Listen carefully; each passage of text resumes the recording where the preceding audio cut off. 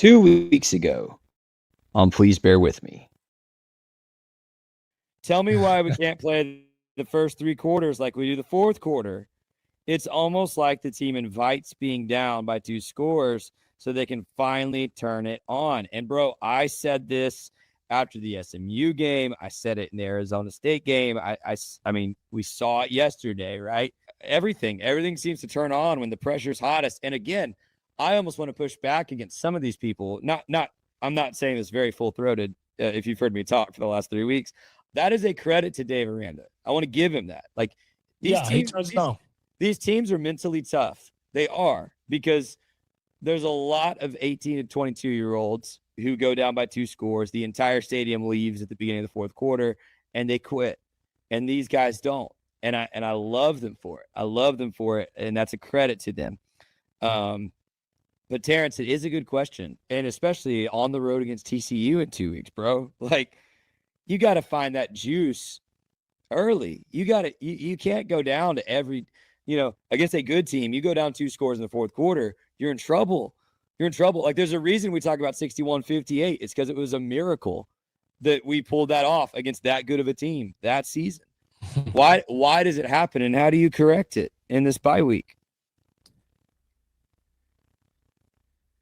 It's a great question, Scotty, and if I'm going to be honest, we're not a great team.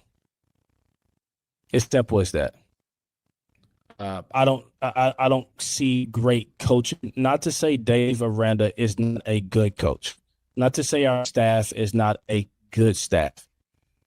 But to see how inconsistent Baylor is lets you know that we're far from great. And if the standard is great, then it's okay to poke holes through it. But if the standard is good, Scotty B, you've won 8 of the 9 last conference games. We looked a lot better late last year, and which I think some people were a player or two from being 1-2 this year. And no one cares about last season. No one cares. You talk to all these coaches, you hear them talking on ESPN. Y'all have done this the last 10 years. They're like, I don't care. It's this season right now. Baylor, I love Baylor. I got 3 or 4 jerseys hanging up in this room, man, that are Baylor. I got all types of Baylor gear. It is where I got my degree from, where I got my graduate degree from. I still owe Baylor money. But I tell you this, with all sincerity, we're not a great football team. Sorry. And so that's why you see the inconsistencies. That's why you see giving up 500 yards to Kansas State.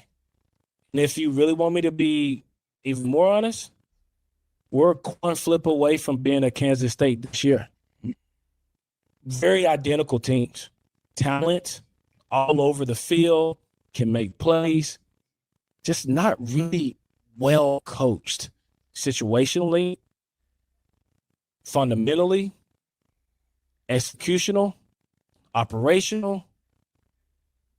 It's just not great across the board.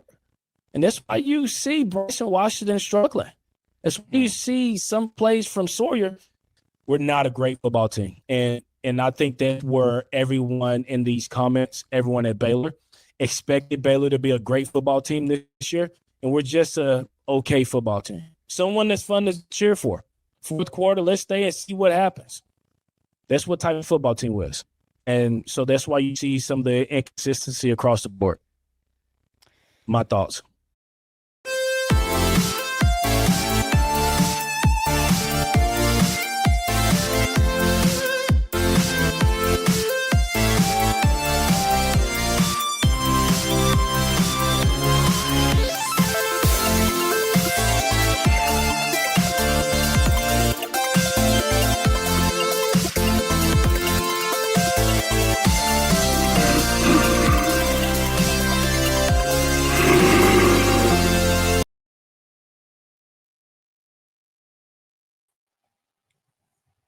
Oh, boy.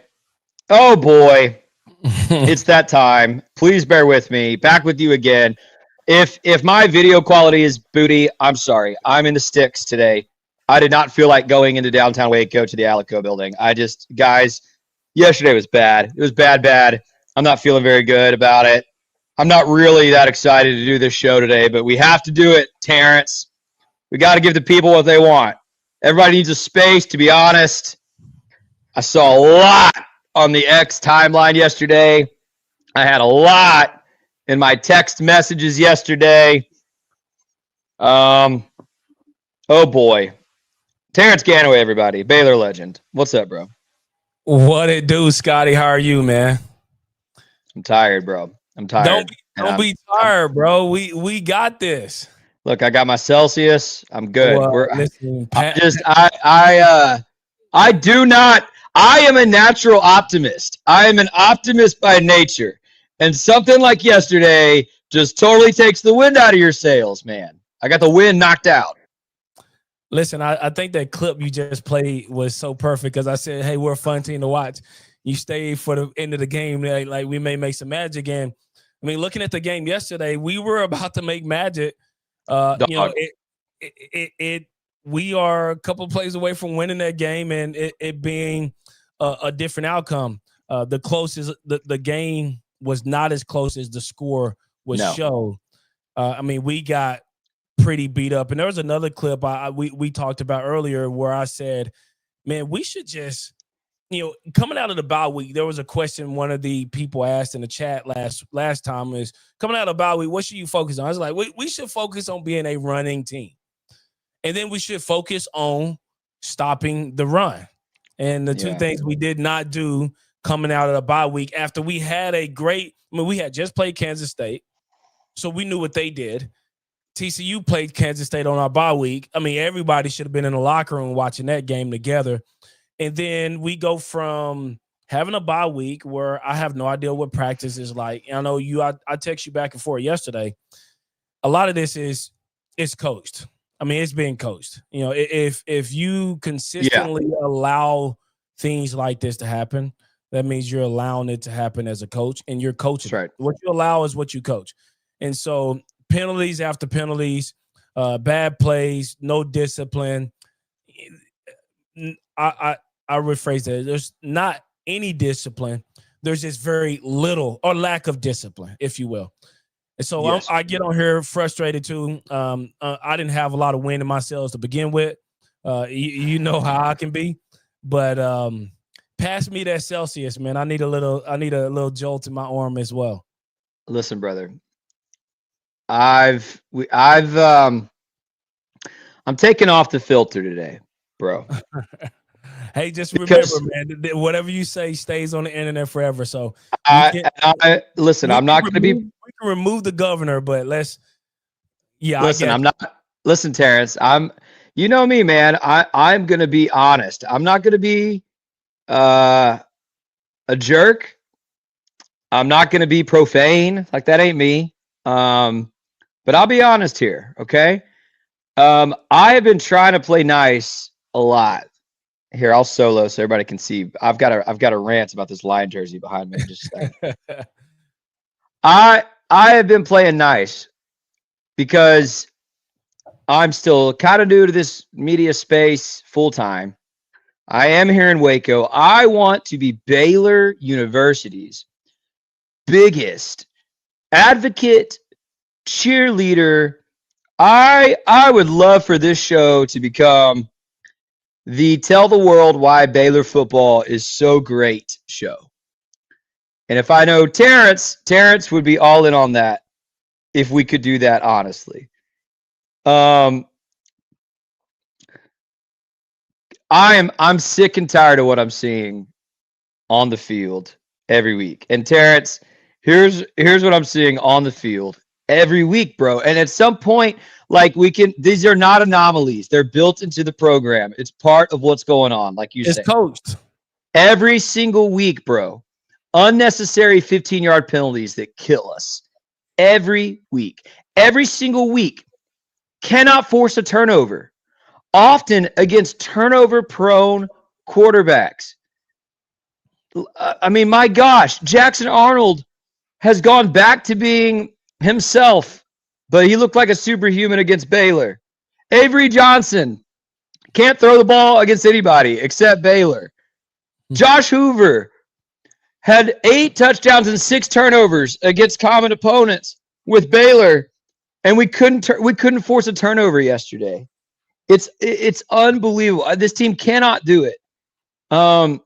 Giving up big chunk plays, whether it's on the ground or through the air, against teams that can't. TCU, you mentioned we couldn't stop the run. TCU hadn't been able to run the football all season, bro.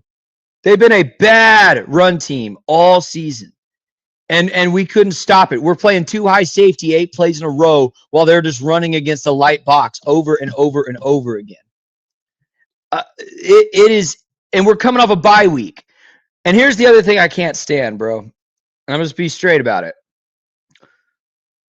Dave Aranda is now 1-5 against TCU, including in 2021.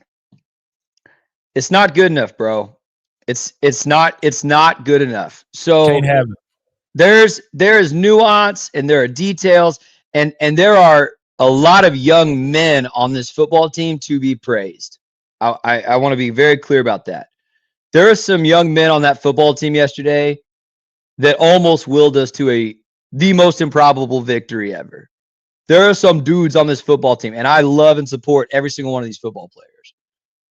But Cam Stewart said it yesterday on Locked on Baylor, and I'll give him credit because he said it first. But I was thinking it, and then I watched his Locked on Baylor episode last night, and he was on point. And I love Cam. He's a friend of mine. He said, we keep coming back in these games because we have great players who don't quit. That is true. We keep going down in these games, and we keep doing all of these inexplicable mistakes in these games because we are not prepared to play football. And that's on the coaching staff. And Terrence, last thing I'll say, and I'll let you calm me down for a second, bro. Whatever anybody watching this thinks or listening to this thinks about Dave Aranda, here's what is true. He has lost the fan base. He has lost a lot of alumni.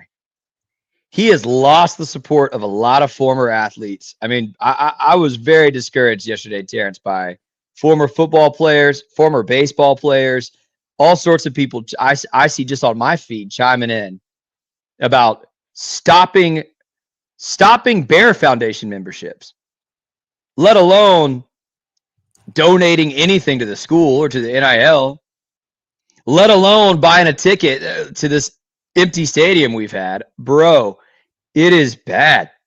And I've said for the last 3 weeks, as people have complained about fans in the stadium, man, you go on the road and beat TCU and beat Cincinnati and come back home for homecoming, people are going to show up. Well, once again, as is tradition at this point, a Dave Aranda team walks into a rivalry game, doesn't look ready to play football until the fourth quarter, and by then it's too late. It's too late, and I'm tired of it. So that's about as raw and honest as I can be right at the top about where my head's at. Man, Scotty, we talk about it a lot, and I know I mentioned my son Zaid on this podcast a ton. Almost every clip I get about Nick Saban or Kobe Bryant, I tell my son about it because it's important for him to understand the level of expectation you have to have in preparation, intensity that you have to be good at what you do. You can never rest on your laurels. You cannot rest on what you have done in the past. And the frustrating part is time and time again, we get to this game and we're trying to figure out what type of team is going to show up today. We were flat on both sides of the ball. We missed throws, we dropped throws, we missed tackles, we put the ball on the ground fumbling. We had three interceptions, 4 total turnovers. And even with all of that, like we're 6 points, 30 seconds away from potentially winning the game. And I know TCU probably kind of let off of it when they thought the game was out of hand, but we're still that close to winning a ball game, and we just don't. And right now, I would just say, and I don't like to call out coaches or say anything about someone's job because there's livelihoods tied to it, but the expectation has to be increased within the athletic department at Baylor University. Maybe it's out there from the fan base, and when I think we're showing it. We're putting our money where our mouth is. It's not a full stadium. There's a lot of chatter on the internet, on social media, and some of that's right, some of that's wrong. And coaches, they get paid a lot to filter through all that nonsense. Right. But the expectation of this program needs to be higher internal to the building, not external. I think everyone outside of here on the chat, they understand we want to win. Yep. We're committing more money. We're doubling down on players. We want to win, not just in football, but women's and men's basketball too. And I say those three sports because they're going to get the lion's share of the NIL deals. But we want to win, and I just think we have. I was at church today, and I was just chatting it up with some of the people. One of the pastors, hey, like, who do you think we go get? We got to go get a believer. And listen, I get it. Baylor is a Christian school. I want to get somebody who can win football games too. Is there too much to ask? Is to get someone who is passionate about winning football, but also passionate about building young men, building character, and advancing the kingdom of God. No, it's not. I don't want someone to be like, Matt Rule, who's a pastor all day long, and then a snake skin oil. What is it? Snake oil salesman. Snake oil salesman. You got it, brother. I don't even know what he is, bro. But obviously, PJ Fleck knew exactly what he was on Friday night. Anyways, that goes against me calling out coaches. I just think overall, there's not a high level of expectation. And maybe there's a desire, a motivation. But motivation can only take you so far before you have to implement the necessary tools and steps, the discipline in the program to win a football game. Yeah. And through 7 games, 6 seasons, 5 or 6 coordinators, I think it's proven to me that we haven't taken the necessary steps to increase the expectation on campus, which is why we have this huge fallout with the fan base. Terrence, you are on point. Other than your Matt Rule digs that you had to get in there, because we will forever disagree about that guy. But you are on point about the program. But you are on point. And by the way, I want to be clear to answer your question.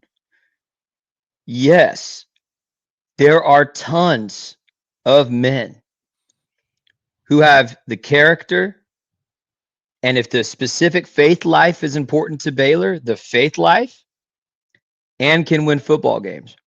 Tons of them. Watch what Kalani Sitake did at BYU last night. That's a team with a true freshman quarterback that is now standing at the very top of the Big 12 after Tech lost yesterday. There's no character compromise there. What Dabo Swinney has done, and I know you don't love Dabo either, but what he's done for a decade plus at Clemson, national championships. You don't have to like him, but he fits some of those check boxes you're talking about, right?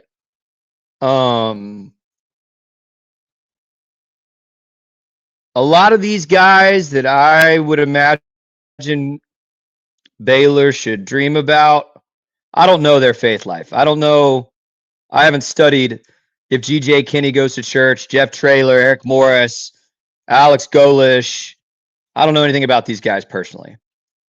But Terrence, there are a lot of good men coaching college football. Yeah. And I think you muted yourself. Were you trying to say something? No, I'm disagreeing with you. I'm agreeing with you. Oh, agreeing with me. Good. Yeah. And I kind of intentionally last night, I tweeted Kenny Dillingham's press conference of him being emotional after they beat Texas Tech and crediting his quarterback. I don't know what Kenny Dillingham's life is personally off the field. You know what I know? That dude's committed to winning football and helping men become good people. You can see it, and the results have been instant. Terrence, we have one of those guys, by the way, the shining example across the street in the basketball facility. Yeah. Because Scott Drew checks every one of those boxes. Every one of those boxes. People have their own criticisms of Scott Drew, but what you can't deny is that is a program that expects to win and compete for the Big 12 every single year. They usually do, and he is no man is flawless, but that dude has checked every box character-wise for 22 going on 23 years now for this university. He father-in-law material. Yeah. Yeah. So listen, you can do it at Baylor. And here's my point about expectations. One, we're seeing it around the country right now. And you and I were chatting about this a little bit before we went live. It is shocking how many guys are getting fired right now mid-season. It's going to be a lot. But it's because Penn State, Florida, I suspect this week, Florida State, expect to win championships. And so when coaches clearly aren't doing the steps to do it, they let them go when they need to let them go. Hugh Freeze ain't going to make it at Auburn, bro. He ain't going to make it this year. He's going to be out of job. And by the way, have you noticed what's happened at UCLA since they let their guy go? They're 3-0. Did you see what happened this weekend with UAB? They beat Chris Mortensen's son.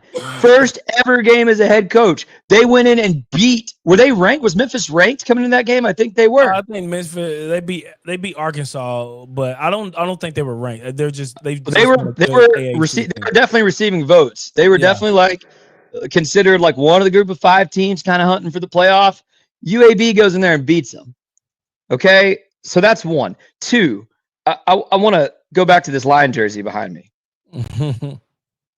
That's my name, 15. That's my real Lion jersey. It's one of my most prized possessions because I love this school. Terrence, do you know how many home football games we lost in 4 years I was at Baylor? We had a record for a while of not losing home games. So 2 in 4 years? 2, bro. Well, this wasn't a home game. Yeah, but we've already talked about what Dave Aranda's doing at home, right? My point is the expectations when I was a student, by the time I left, when I graduated, the expectation was we're going to be the best team in this conference. And the 1 year we weren't, we beat the number 1 team in the country. I mean, my sophomore year, we were 8-5, number 1 team in the country. Comes to Floyd Casey, we blew them out. Yeah, because that was the expectation. I made money on that game. I remember sitting in the locker room and in St. Louis, and somebody was like, "Hey man, who does Baylor have this week?" I said, "Man, we got number 1 Kansas State. We about to put it on them." And they're like, "Well, bet $1,000 then." And I texted Lanier. I said, "Lanier, bro, I'm about to put $1,000 on this game. Are y'all gonna win?" He said, "Yeah, bro, they don't stand a chance." And he was right. They didn't stand a chance. How do you think practice was that week? This is the thing. You talked about people getting fired. People are getting fired. I know I've mentioned this before. My 7th grade football coach, he walked in the locker room, cussed everybody out, and said, "Potential gets me fired. This room has a lot of potential, but it will get me fired." And when you think about what you need to do, thanks, D-Flow. What's up, man? I still listen to your CD every once in a while. Anyways, I got sidetracked. Memphis was ranked. That's what he dropped in the chat. But Scotty, when you think about these guys that are getting fired, they've missed the mark from the expectation of their current AD or administration. we don't know what Matt Rhodes' expectation is of this team. I assume even if we don't win another game, that Matt Rhodes would not make a move during the season. So his expectation and Dave Aranda's expectation may be aligned, but it is not aligned with the fan base and former players of the program, because we see what talent looks like and how it shows up in a big way. Michael Trigg, number one on Sports Center, there was a lot of targets this way, but he didn't have a lot of energy and effort and intensity that you would think he would have in a big time game, trying to keep ahead of the conference from the win and loss column standpoint, after we just saw TCU lay down for Kansas State, the same team that we beat. Now, why these firings are taking place is because there is a misalignment between AD and a misalignment between coaches. James Franklin just jumped on College Game Day and he's like, I didn't see this coming. The writing was on the wall. Everyone, it was a shock, but everyone can see it. James Franklin. By the way, he's lying, because if you watch the video of him after that final loss, he's hugging all his players. He's lingering in the stadium. He's looking around. Bro, no, he knew.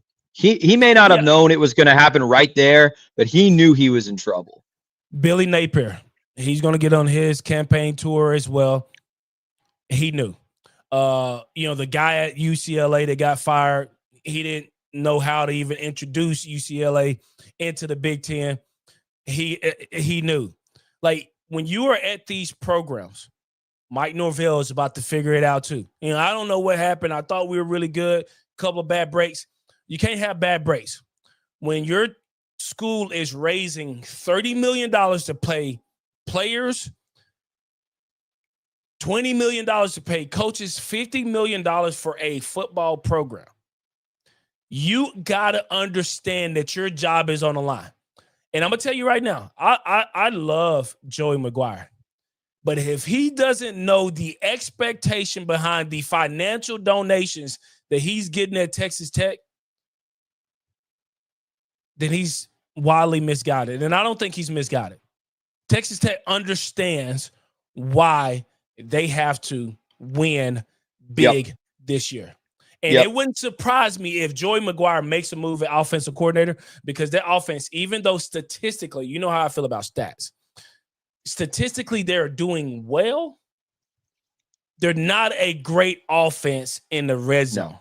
No. They got playmakers because they spend a lot of cash on them. You give them the ball in space, they're going to zigzag 60, 70 yards, and they're going to make big plays. I think they lead the country in big plays. They're a top offense. That defense is legit really good.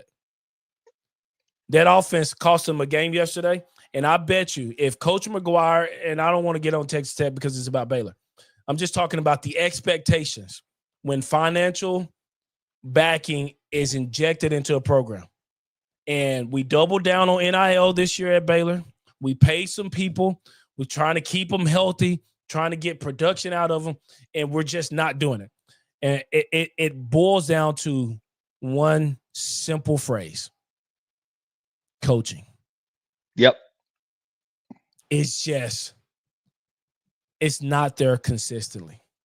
And I don't know how you fix it. I don't know if you can fix it, especially you don't even have time now. I don't think you can just embody something that you're not. My pastor talked about an illustration the other day. When you squeeze toothpaste, it doesn't create toothpaste. It just squeezes what's in it out. That's good. And I think if you squeeze Aranda, I don't think you're going to get it intense, up in your face, very detail oriented. If you don't do it right, we'll find someone else to do it type guy. You're not going to get that from Dave Aranda. And I don't know if you have a coach on the team that embodies that type of persona. We got some good recruiters. No. See, this is where, oh boy, I hesitate, Terrence, because I've received some feedback that I should be more open-minded. But listen, here's how I view it. Okay, y'all know who Oso Media Group is? The former Our Daily Bears guy, Mark Moore, Peter Pope, those guys. They're saying it, and they were doing this long before I was. So if it's good enough for them, it's good enough for me. Listen, I think this all comes back to Dave, bro. It has to, because here's what I believe. I believe this roster, especially on the offensive side, is more talented than we've had in a really long time. And to where I disagree with you is I think there are plenty of coaches on this staff who are elite. Paul Gonzalez is a proven commodity, coaching defensive backs. Dallas Baker, I think, is a dude. Like that dude can coach. I watch him on the sideline and I see the kind of energy we want. I think Dallas Baker's a guy. I think Keenan Hall's a guy. Like, I think there's some outstanding coaches on this staff. But something that I tweeted this morning at a guy talking about, man, BYU, they just keep seeming to pull out all these games. They've got some black magic. That was my guy Samuel, I think. Samuel's probably watching. I said, no. They don't got black magic, and they don't got blessing from Heavenly Father to play football either. I don't believe that. They've got Kalani Sitake. And he has created an expectation and a culture and a way of playing football that is disciplined and that does everything necessary to win. And so when games come down to the wire, that team is going to win. Eventually, you win all these games down at the wire, you're doing something right. I'm not saying BYU is going to go win the Big 12, but there's a culture there. And the culture right now for Baylor football, and it has been this way since 2022. Like, this isn't new, guys. We do not win at home. We do not play with our hair on fire early in games, ever. We are not ready to play our most fiercest rival.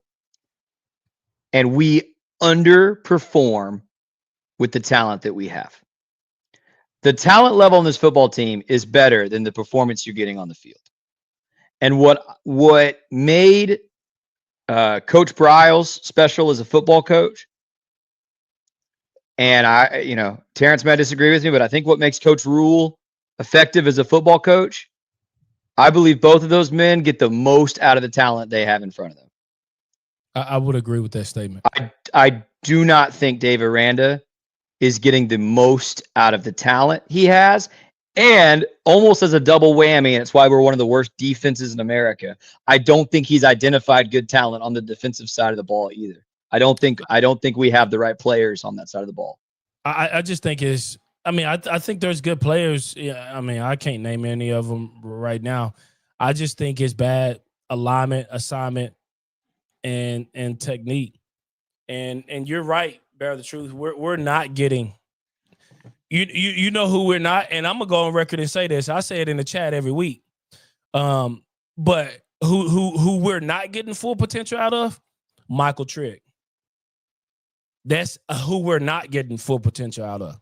The guy's a beast. And yesterday, his body language, his demeanor drives me nuts. And if you don't think an NFL team, I'm not going to bash him because I want this kid to play for 15 years in the NFL. But if you don't think an NFL team is going to see that, you're not going to be coddled. When I went there, Danny Amendola he got more targets. He got hit more than anyone in the game on Sundays. Him and Matt Stafford. Not Matt Stafford, Sam Bradford. Danny Amendola got hit all the time. And in practice, he was the hardest working practice player I seen. Chris Long played really good defense all game, got banged up. Hardest working practice player. James Laurinaitis. Your best players have to be the best practice players. And if you think from a physiological standpoint, like just physically, like this dude can turn it on and he can take over any game in America. But when you see him come out of breaks like he did late in the game against Kansas State, where Sawyer thought he was going to be running his route fast, and then the ball goes out of bounds, we turn over, we end the game. But then you see his body language yesterday. He is the most frustrating player, and which is why I say I don't think you're getting anything because nobody's punching these guys in the mouth. Don't touch a guy. Coaches know that. But if you don't think that someone can come and take your spot, then that's the issue. We got to be telling these guys, Michael Turner, go turn it on. If Knighton doesn't want to do what he needs to do, if Bryson Washington isn't 100%, go win a starting job. It happens every day at the next level, every single day. And so when I think about getting the most out of these players, it's practice, man. It's energy, it's effort. I'm about to start doing basketball practice with my son and his friends. It's gonna be energy and effort. If they don't do it right, we start it over from the top. And my wife says I'm too hard on the kids. And after every season, every last parent on my team comes up to me and asks, "Can we be on your team next year?" Because parents, players, everybody want to be held accountable. Because when you squeeze that little tube, when greatness comes out, they're like, "Oh, all right, let's run that back." And when you squeeze us right now, it's poo-poo. Throw the baby out with the bathwater. It is poo-poo. And I just don't know what you can do or what you will do to get everybody on board.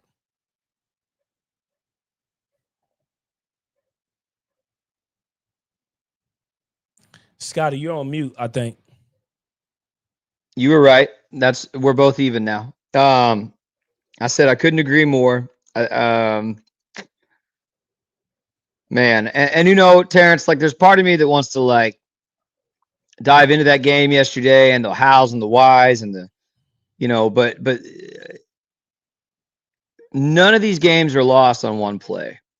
I think it would be really lazy if anyone came out and said Sawyer lost that game. Now Sawyer's going to say that he lost that game because he's a leader and he turned the ball over. But that's a lazy take. It's all of it. It's all of it. It's the effort. It's Michael Trigg. You're right. Dropping passes, not running crisp routes. It's Bryson Washington fumbling again and immediately giving up a score. It is 3 interceptions for Sawyer. That's unacceptable for a player of his caliber. He's the first one that knows that. Yeah, and some of those plays they just happen. But I don't know, man. I don't like being negative all the time because a lot of people think I'm super positive. I don't know why. But Scotty, man, I'm just tired of seeing the same song. Yeah, exactly. Exactly right. Exactly right.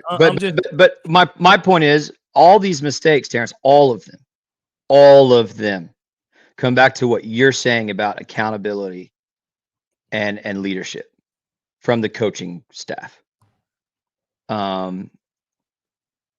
Nick Saban used to tell everybody in the locker room who was All-American to stand up. Half the team, more than half the team would stand up. And he's like, just so you know, I don't need you. It's awesome. So, and when you think about programs like that, the best, they practice at a very, very, very high level. They're tackling to the ground. That's why some players didn't want to go pay for Bill Belichick, because their practices in week 15 were still tough practices. Nick Saban, they practice hard. Those players probably made crazier plays in practice than they ever thought about making in the game. You just cannot tell me that penalties after penalties after penalties is not being coached. You can't tell me that misassignment after misassignment after misassignment is not being coached. We sat here and we had a bye week against a rivalry team. And then you listen to the press conference and the post game press, and they're like, "So, what could we have done better? We got to block better." How are we not blocking better coming out of a bye week when the same team we just played the team we're coming to play? We just got a win-win gifted to us, and we can't move the ball on them.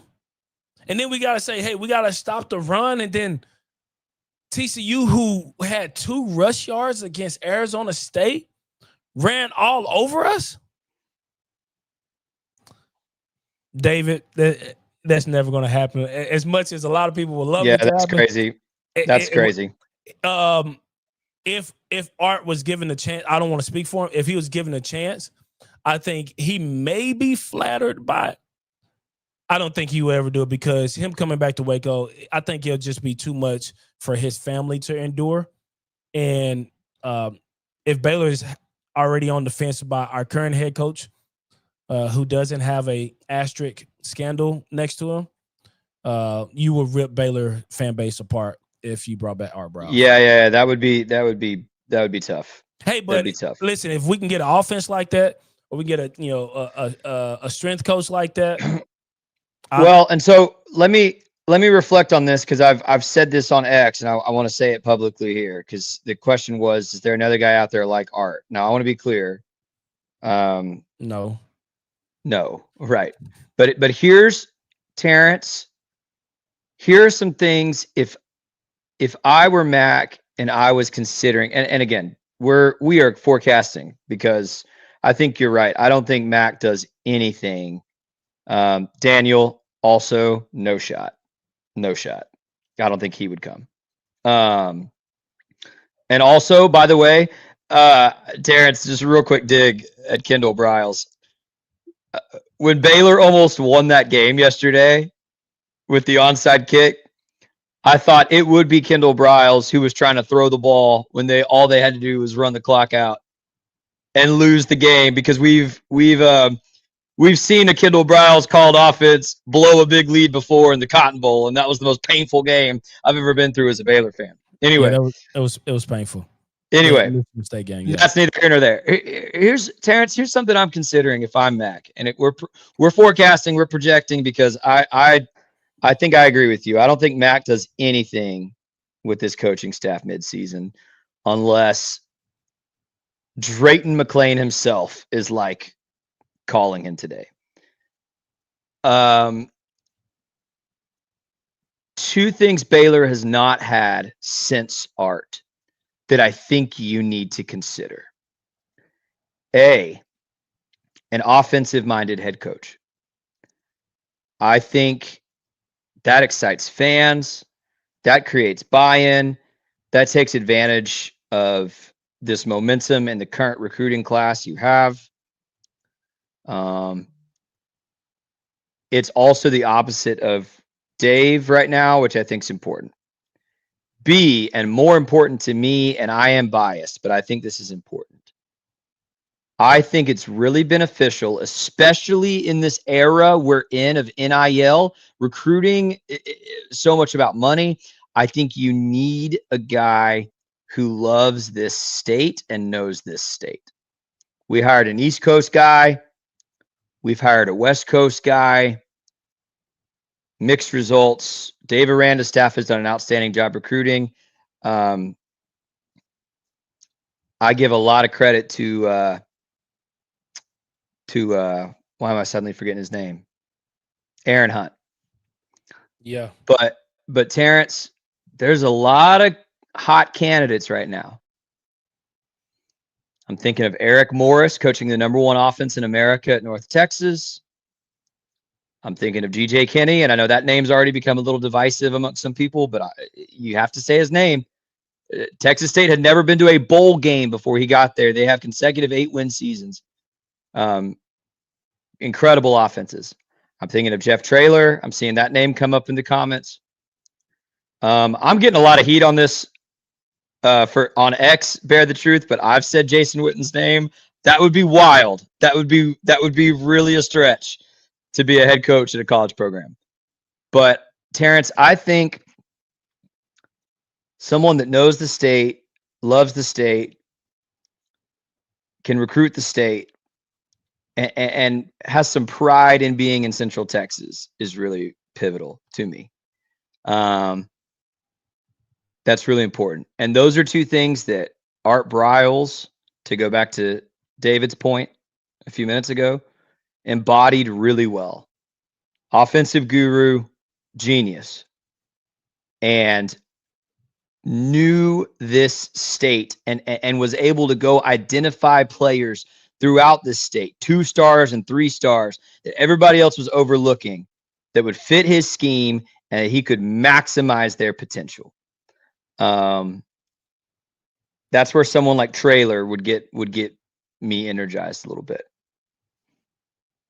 I don't know. I'm thinking out loud. I don't want to say any coaches' names. I know I've sent some to you on the side. None of those guys would be top of my list if I'm trying to build a program in the NIL world. Because if you build it on Flash, it's going to die on Flash. If you build it on NIL, it's going to die on NIL. You're going to lose players each and every year. I think you need to build it on substance, and I need a coach that's going to build it on substance. Energy, effort, discipline. I'm going to develop you to be the best player and the best human that you can possibly be. And none of those guys, I mean, GJ maybe, Jeff Traylor maybe, those are the good names. But when I think about longevity, not just Flash, I don't want someone to come here to Waco to build something and then leave in, 5 years or 3 years. I want someone to come to Waco and build and stay here for the next 20 years and have a statue out in front of the stadium alongside Robert's statue. So when I think about people like that, I think, I know his name is hot, but the Kirk Sonettis of the world, the guy that may be a D2 that is grinding it out, that doesn't have a ton of big name players, that doesn't have to deal with NIL. I mean, let's find some guy that say, hey, I want to build a program the right way, discipline, tough, hard-nosed football. And when you bring that passion in, like everything else, you're going to have to get the NIL players at the top. But the core of the team has to be guys that's going to be willing to show up and put in the work. Yep. And so there's never enough money for NIL. Oregon just got beat by Indiana last week. There's never enough. I mean, Texas Tech NIL deal probably is 3 times more than Arizona State's. There's never enough money for NIL. And if we start thinking about, hey, NIL, I just want the right guys on the staff. I want the right guy on my bus to say, hey, we're about to go slay the lives. In the story of Gideon, the 22,000 people, if you're afraid, go home. The 10,000, it's still too many. I need 300 people that's lapping water like a dog, that's ready to go in, light their torches, bang on some pots, and create nothing but utter ruckus and win football games at home, have a crazy house, having music, everything on point, from the expression of the environment to the emotion that is tied to the gridiron. And we haven't had that in 3 years. Listen, and we're not going to get it. Yeah, man. Yeah. So I think we David, to answer your question about what was special about Art, I talk to a good friend of mine all the time, almost every day, and people really don't understand how special the staff was. Art was really good. And I think it's very hard. His son-in-law, Jeff Lebby, his son, Kendall Browse, his one of his coaching tree, Philip Montgomery, they've all been able to branch off and have some level of success. I don't know if any of them will ever top Art Brow's success. And all of them were really integral to the program. Kaz Kazadi, we talk about Kaz Kazadi all the time. But Ann Tamperillo, she was on staff when I was at Baylor. Chris Roof, Altoff, who's now the Carolina Panthers strength coach, Jeremy Weeks. I mean, there were so many people that honestly, when I was at Baylor, I didn't even think any of them were strength coaches, but Kaz, and that's credit. That's just my inability to see what they were, but they were nerds. And they studied the body. They understood how the body worked, what was supposed to work. And we only did things that made us better football players. Fast, physical, strong. We talked about finishing every day in spring ball. We talked about finishing every day in summer conditioning. And it was a motto of ours. And the thing about Coach Browse is, I mean, he didn't really say much. He talked to everyone on the team. He was with the quarterbacks and the coaches mostly. He was just energetic, man. You go to practice. He had a nickname for everyone on the team. He was always running around. He jogged every period. You'll see him on campus running around the bear trail. I mean, he let the coaches be coaches, and he jumped down their throats when things didn't get wrong, go well. But he brought energy, and when you're coaching 19, 20, 21-year-old kids who just stayed up to 2 a.m. studying for a midterm to have a good practice, turn the music up loud and let's just have a good practice. Let's forget about everything but football for 2 or 3 hours and let's go have fun. And he made it where athletes could truly be themselves as well. His motto was give the ball to players in space.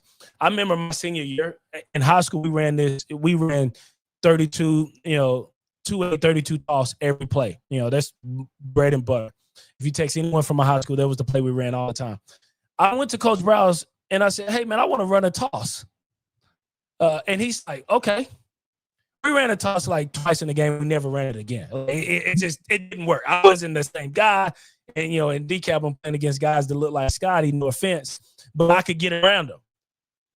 But he was that type of coach that could listen to players. I mean, in the Alamo Bowl, hey, we need to ice this game. And I go to Coach Kendall and, Monty and Browse, and they're all talking about what play. I said, run 5-zip. I'm a crib it right now. Run 5-zip, and I'm a crib it. They were like, well, let's go. Ran 5-zips. Jordan Navar got the block. T. Will got a block. 50 yards later, I'm in the end zone. And I think when you have a guy, when you have a team that practices as hard as we did, Coach Belton, I mean, he's another guy that was on the strength staff. He's with Atlanta Falcons strength staff now, and they're on a winning streak. I mean, he wasn't even running back coach, but he played running back in the NFL. When I didn't finish runs, and I didn't break through the tackle and then burst 20 yards down the field, he's running down the sideline, slapping us and telling us to finish. It was ingrained in me. My fastest 40 in high school was a 4.72 hand time. I got the longest rushing touchdown in Baylor's history, 89 yards. I got another 80-yard touchdown against Missouri where I just wasn't caught. And when it comes time, when body blows, when you're getting people body blows and then you go for the haymaker, we were a haymaker team when I was there. And, for Phil Bennett, people out there, it's one thing about Phil Bennett. He got turnovers when we needed to win. Like Josh Hoover would have turned the ball over against Phil Bennett's defense. He might have given up 200, 300, 400 yards early in his career until we got a really good defense.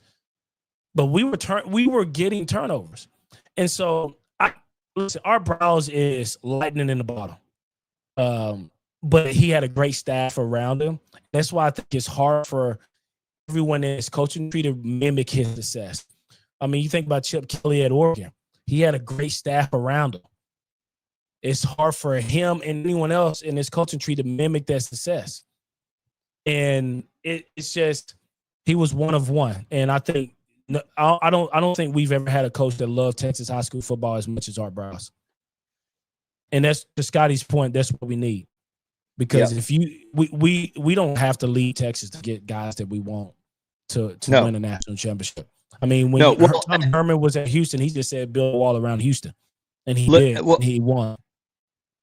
Well, and here's what I want to say, Terrence. I think there's two issues that I see arise in the Baylor fan base when you and I come on and do a show like this for an hour, and we're frustrated and we expect better and we want better, and we pin it on the head coach and we say there might need to be a change. There's two forms of pushback. One of those forms of pushback we've already addressed, and that's people that just don't expect us to be very good. And what do you expect? And I say, and I point to this line jersey and I say, I expect to at least compete for Big 12 championships. I don't expect to win it every year, but I expect to be in the conversation just about every year. I do. I expect to win more of my home games than we lose. I expect to look excited to play a rival. I don't think those are, so we've addressed that. The other one that is total BS, bro. This is so bogus to me. There are some people who want to throw their hands up because of the era. NIL, throw their hands up. Transfer portal will never be good. Terrence, if the playoffs started today, Indiana would be in, Vanderbilt would be in, Georgia Tech would be in, Missouri. and South Florida would be in. I don't want to hear that Baylor couldn't do it. That's absurd. You think Georgia Tech, you think Vanderbilt is in a better position to compete than Baylor? Texas Tech lost yesterday. The Big 12 remains wide open. Arizona State could still go win this thing, even though they've blown a couple games. Utah could still go win this thing, even though they lost to BYU. BYU might go win it with the true freshman quarterback. You're telling me that Sawyer Robertson and this offense with a semi-competent defense shouldn't be competing to win the Big 12 right now? You're out of your mind, in my opinion. And if you had any coach this season who could get a little, like you're talking about the toothpaste, squeeze all that talent out with good coaching, good practices, like you're saying, the right priority, Baylor would be this year competing for it. Like, I'm convinced. Like, there are some people who think, well, Scotty, like, we're a private school, and man, they see the Briles success and the rule sees 2019 and 2021's championship. They see those as like anomalies to what Baylor should be. And I'm saying, no. Those are the years that we did it right, and we should be trying to replicate. And back to your point, the way that you're going to do that at Baylor is not through NIL. It is through the right recruiting, the right development, and the right culture. And I think if you are a Baylor fan who wants to see winning football, your only argument for Dave Aranda at this point, and I want to kind of like steel man this, because I want to acknowledge the fans that feel this way. I don't know what he's doing in the rooms that I'm not in. But the current 26 and 27 recruiting classes are incredible. I don't know how he's doing it. That's part of why I almost think you need to pay Aaron Hunt to stay no matter what you do with the coaching staff. But something's working on the recruiting trail. The buy-in from players publicly, the ability to fight back game after game after game, and even the ability to almost win it yesterday. Not coming out and starting fast ever is bad on Dave Aranda. But their ability to continue staying in games there's something about this Baylor culture right now that's right, Terrence. I think the off the field stuff, the character stuff clearly is right. The ability to recruit the right kind of kid is right. My questions are development. I don't know that anybody's coming to Baylor right now and leaving a better football player. I just don't. I haven't seen it. I haven't seen it in a couple years. And then B, it's not translating to wins on the field. And unfortunately, and I've made this point for about 3 weeks now, and it frustrates people, but it's true. Even though Baylor needs to win through development, NIL is still essential. And if you can't sell 10,000 tickets, you gotta make a change. because you are hemorrhaging money. If Bear Foundation memberships are getting canceled, if season tickets are getting canceled, forget this. We need to sell alcohol in the stadium, or let's find other ways to generate revenue, tailgating. Forget all that. If you can't even sell tickets to the football game because you can't win at home. So, man, I don't know, man. I don't know.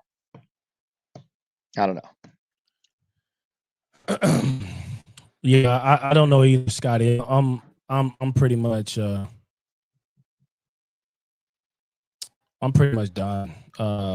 for the night. It's I don't know what else to say that would add to this conversation. I hope that we got a freaking butt kicking today in film. I hope that Tuesday is the hardest practice of the year. Yep. And I know we're banged up, but I hope it's fresh, fast, and I hope people are flying around and there's energy there.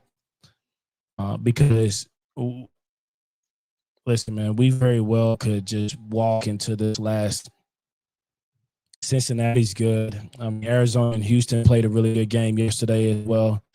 I mean, there's just no Houston's, gimmicks, man. By the way, you want to talk about culture? Houston's 6-1. Willie Fritz. That's Willie Fritz. He had to figure it out at Tulane, and look at the coach at Tulane right now. He's 6-1. They won a big game yesterday. That's right. You can't fake it, man. And there's people that are really good DCs. There's people that are really good OCs, and there's people that are really good managers. I don't think we have a great manager in Waco, and the things that is frustrating. Hey, JPC, I see your comment. Shoot me a note on Twitter and I can respond to you, just so we don't just bog down this conversation, because I think we beat a dead horse over the last several weeks. We know you guys are frustrated. We appreciate you guys chiming in. Please go subscribe if you haven't. Like us, follow us on Twitter. But Scotty does all the heavy lifting. Guys, like my demeanor has changed right now, because I'm just sitting here thinking how excited I was at the start of the season for something really cool. We brought back a ton of people on offense. We got our defensive secondaries coach. We got second-year coordinators on both sides of the ball the first time in Dave Aranda's career. There's so much to be excited for. Our schedule lines up. We don't really have to play big names. We don't have to go to Iowa State, who's looking to be a contender early in the season. We don't have to play Texas Tech. The schedule just lined up. We don't have BYU. And it just fell apart, man. We're going down the road, and we didn't do any maintenance on our car all spring, all summer. The hubcap fell off. The nuts fell off. The bumper fell off. The muffler fell off. And we are just praying that we can just get to the end of the finish line. But right now, it's not sad. I'm very disappointed as a player, as a former player, as alumni, as someone who wants this program to win at a high level each and every week and want to feel a good product. I'm just tired. Just like Scotty started out the whole conference, I'm tired. I'm exhausted. I'm just ready for us to just put together a full 60 minutes. I mean, even against Oklahoma State, our defense gave up a ton of stuff. Can we just put together 60 minutes and play complimentary football? Maybe we do it this week against Cincy, and we change the course of this season, but the data suggests that there won't be much of a change, more the same. And that's what frustrated for me. That's all I got, Scotty. I'm moving my mic to the side and let you close it out. Yeah, man. Hey, some disclaimers, because people always come at this stuff in bad faith. I feel like I hate that I have to say some of this stuff. Terrence and I would love nothing more than for Baylor to win out, be successful. We want all these players to be successful. I think the reason we're harping on the coaching staff and the head coach in particular is because of how much we feel like these players are giving a lot of effort, and it just ain't happening. And it does suck, and maybe this isn't fun for you to listen to. Some people are going to come at this the wrong way, but I know our opinions tonight represent a lot of fans, former players, alum, media. Right? Again, I'm not the only like Baylor talking head that feels this way. I think most of us feel this way. And Terrence used the word disappointment. Disappointment happens when expectations are not met. And I think as we've articulated tonight, it's not because our expectations are too high. If you have that attitude, that's cool, but like we disagree. The expectations we had preseason for this roster and this staff were appropriate, and they are not being met. And expectations have not been met since they were exceeded in 2021. Man, appreciate all the comments, a lot of chatter, a lot of love. I'm seeing a lot of kind words. Thank you. Thanks for joining us tonight. We will be back next week. Bears have Cincinnati this weekend. I think, Terrence, I know you pushed your mic aside. You don't have to respond. How these guys respond Saturday is going to say a lot. It's going to say a lot. And I think they have the integrity, and a lot of these guys I think are great players, and some will respond well. But that Cincinnati team's top 25 for a reason. We're going to their place. I have no reason to believe we're going to win that game. I just want excitement, man. Let's fly around. Let's everybody jump, slap each other on the head, like play like we've practiced together and been a team. I don't anticipate us winning this game. We got Kansas the following week at home, right? Is that homecoming? No Kansas. It's UCF. Oh, UCF homecoming. All right, sorry. Yeah, I mean, I just want energy, man. Everyone talks about the fans are, the stands are half empty, and listen, if it's half empty, there's not a lot of energy there anyway. So, yeah, and I said this after the Auburn game. Baylor athletics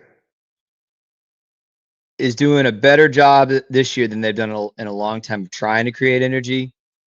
The hype video in the stadium this year is better than they've ever done. The chrome helmets. I mean, this athletic department is trying desperately to create energy, and you're just not going to have energy around a team that comes out flat every week and loses at home way more than they win at home. If we lose this weekend, and we'll talk about this next week, obviously, if that stadium is mostly empty for a homecoming game, I think that's going to seal some fates here in the way that we're talking, if they're not sealed already. Mac Rhodes, I know there's a lot of negativities on X about Mac Rhodes right now. I remain convinced Mac Rhodes is a pretty good AD, if not a great AD. But we're gonna find out. we're gonna find out. Everybody's complimenting you, Terrence. Thanks for doing this with me, man. Love you a lot. Appreciate you. We do want to thank, because I've been neglectful. Gather and Co. Here it is. Oh, there it is. Boom. Hey, if you're in Central Texas, let me tell you the main thing these guys do that's so awesome. If you have a patio, and maybe it's old, maybe you don't use it a lot, maybe you have an outdoor space that's not getting utilized, they can come in there, make it beautiful, help you rig up your TVs. Maybe you want an outdoor kitchen, a space for you and your friends to hang out as the weather cools down, watch some football. If it were me, there'd be a little smoker out there. We could smoke some chicken or some brisket.